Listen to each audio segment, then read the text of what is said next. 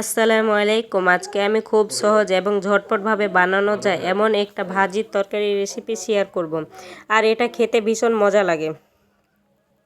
নিয়ে নিচ্ছি আমি পেঁয়াজের কলি। পেঁয়াজের কলিগুলোকে ছোট ছোট করে কেটে নিব। এগুলো ছোট বড় সাইজ করেও কাটা যায়। সবগুলো আমি কেটে নিয়েছি।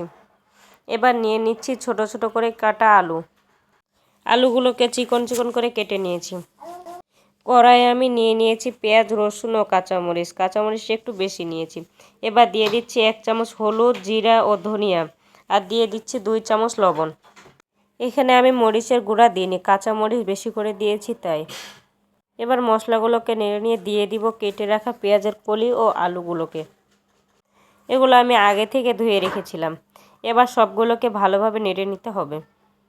আপনারা দেখতে পাচ্ছেন আলুগুলোতে পানি আছে। আমি এই পানিতে আলুগুলো সিদ্ধ করে নিব, আর কোনো পানি দিব না। এবার ঢাকনা দিয়ে ঢেকে দেব। কিছুক্ষণ পরে ঢাকনাটা তুলে নেড়ে দিতে হবে। এভাবে নাড়ে নাড়ে ঢাকনা দিয়ে ঢেকে আলুগুলোকে সিদ্ধ করে নিব।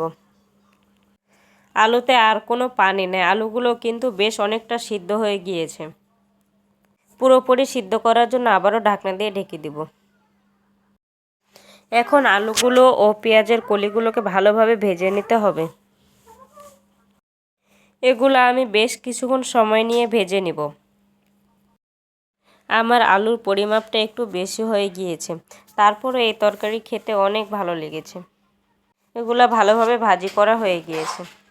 এই ভাজি তরকারি দিয়ে নিমিষে 1 প্লেট ভাত খাওয়া যায়, খুব ভালো লাগে খেতে। আল্লাহ হাফেজ।